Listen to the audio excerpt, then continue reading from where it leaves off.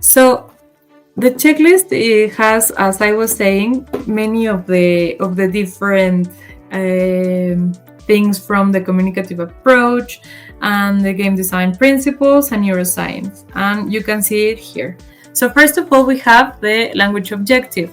We need to make sure that the game objective and the language objective make sense together. So this checklist you can use it to create a game or to adapt a game or to assess even a game before bringing to the classroom. No, so then we have number 2, meaning negotiation. No, so we need to make sure that the students have really the chance, to negotiate meaning.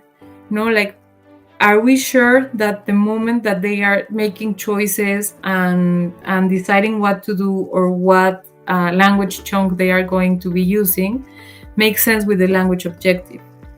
Then we have the cognitive load. We need to make sure that we understand that this activity that we are posing to them, it's not only bringing knowledge, but there's also some tension that comes from being part of a game, no? Because before the magic circle is created, everybody, as it's sometimes the case, especially when you are speaking in a foreign language, there's some tension there, and we need to make sure that we are not asking them to, apart from having to memorize a bunch of instructions and having to look at a board or something like that, we are asking them to play, no? So, and also to keep in mind all of the structures that they are going to practice freely, no? So we need to make sure that there is a reasonable cognitive load. And how can you know that? Well, you know the cognitive load that they are used to, so think about that when posing this game. Then choice. We need to make sure that at every moment of the game, there is a clear path as to what's the choice that children are, well, I keep saying children, sorry, but this applies for any age. So that they know exactly what kind of choices they are making regarding language and what kind of choices is the game posing, no? So if the game is asking you to, I don't know, write a word, but at the same time the word that it's asking you to write has nothing to do with what you already know, there is a problem there. So the idea for choice is you can figuratively stand in any point of the game and know exactly what the choices are and what the game is asking you to do. Now we go to number 5, feedback. We need to make sure that the student receives feedback as to what the language they are using is, and also what the game is doing. So if they are using their language correctly, is that going to make them advance in the game, or is that going to be more or less the same as long as the student is able to do something? For example, if you are playing a physical game, no, let's say students need to jump every time they pass a little square, no, for example. So we need to make sure that we are assessing not the ability to jump, but the ability to identify the word, for example. Now we have to have an identifiable win state or scoring state, as I was saying. There we need to make sure that it's very related to what I was saying with the feedback. No, are we giving points for language, or are we giving points for skill? Now we need to make sure also that the rules are very clear for the classroom and in the game. And I put rules and instructions close together because I think that the distinction there might not be very clear. But the rules of the game relate to how the game works, and the instructions relate to how we explain that. Those are called mechanics, no? So we need to make sure that we are being able to explain those things with our instructions. We are explaining the rules. Now, the connection. This is where neuroscience comes to play. We need to make sure that students are making connections with their real life or with any other part of the curriculum. We will see an example later to understand how that can work, but it's very important to give them these branches so that they can put together their knowledge. And finally, support. We have to give students enough support in terms of language and in terms of what they need to play. So For example, if we are playing a game that's asking you to jump, I keep thinking about jumping. Sorry, let's talk about advancing. No, so you need to advance from point A to point B, and for that to happen, you need to say something. But that something might not be part of the curriculum because it might just refer to the game system. So you need to make sure to put those language chunks in the board so that the children know exactly like what to refer to, especially for children who are struggling with the language already in the classroom. Then let's not add more cognitive load. No, let's give them enough support, and also support in terms of the game. I mean, the materials that they need. No, if you're going to be using paper, markers, that sort of thing, you need to be prepped for that. So that's the checklist. Now I'm going to share with you a little bit of an example of mine.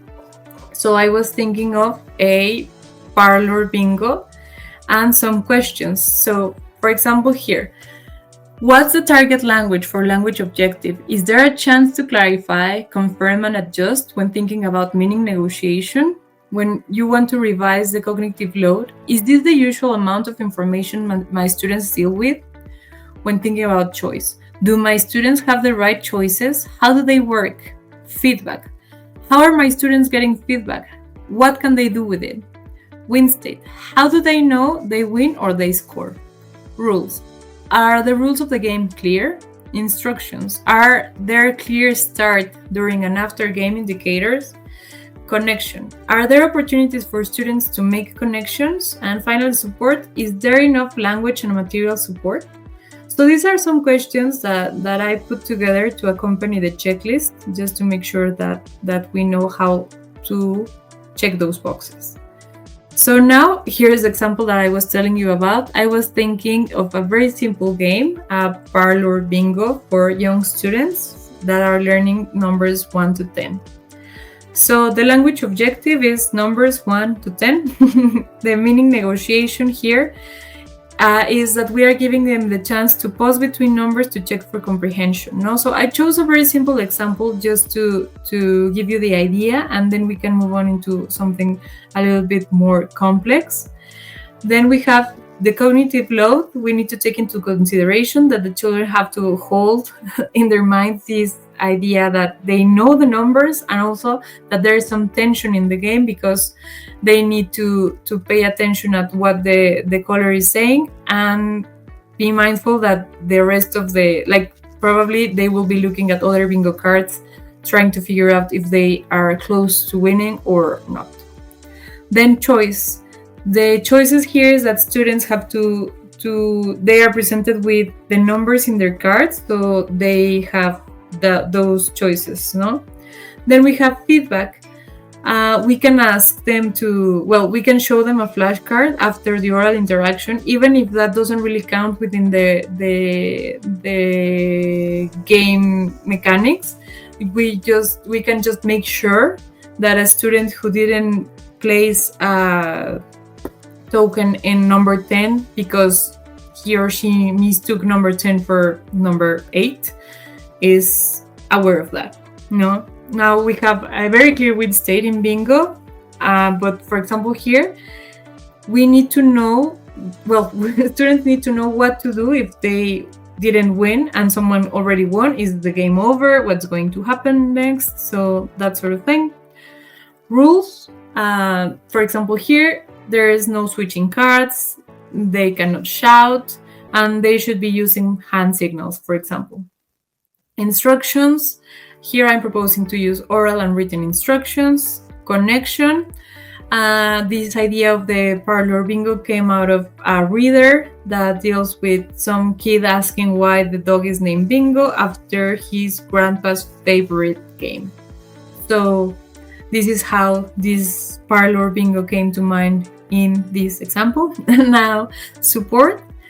We are giving them a language key on the board and some bingo cards. The bingo cards can include the written numbers and also we have the ball, no? So the ball, sorry.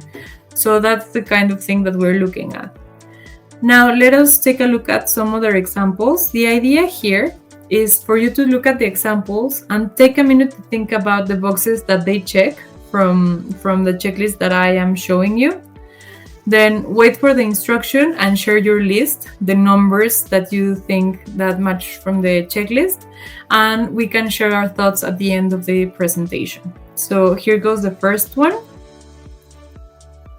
It's Simon Says. It's a very easy game that we are very acquainted with, but I don't want you to think about the game that you know, rather about these instructions that you have here in the presentation, no? So this is a screenshot, so you can take a look at what this blog was proposing, no? So there is a section for skills. I'm going to comment a little bit on what's there in the example, but you can start thinking about your checklist there. So we have a little bit of an introduction there, a little bit of a joke as well. The only danger that I've found with this game is that students never want to stop playing it.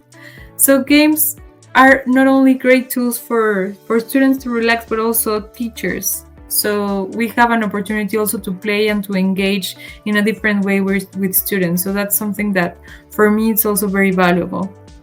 And then we have a how to play. No, it's a bulleted list and there are my answers, so you can go ahead and write yours. And we can discuss a little bit in a moment. So I will give you just a few, and you will see the next example. So this is another screenshot. This is the kind of thing that you find when you Google like ELT board game or things like that. And I want you to take a look at this board and see what you have here. But in this case, I would like you to think about what would you do to make it work? What would you change? No, so you can choose one of the aspects in the checklist and say like, how would you improve the feedback here, or how would you improve the idea of connection? No, like how would you contextualize this, or how would you bring some physical activity or something to help children make connections when learning? Okay, so I also checked this list. Here we go. And then we have the final example. It's called an exit ticket. This is a formative assessment technique that engages students with questions related to the lesson that they are about to end, as it says there. So this is also a screenshot, and you can make sure to, you can take a look at these instructions that you have there. It's a paragraph, so you can think about if the language objective is there, if there is meaning negotiation, how the choice is working. I know that we are going a little bit quickly, but the idea is for you to get this checklist and make it your own and add the things that you think are important. You can reorder it, you can do whatever you want with it, but the idea is for you to have some basis for you to approach games in a way that might feel more structured or practical. All right, so here are my answers. Please do share in the chat what you think, and also if you have used this kind of technique and if you consider it a game, that would be something that I would be very interested in hearing. All right, I'll give you a moment. Thank you very much for being here, and I am excited to hear what you have to say.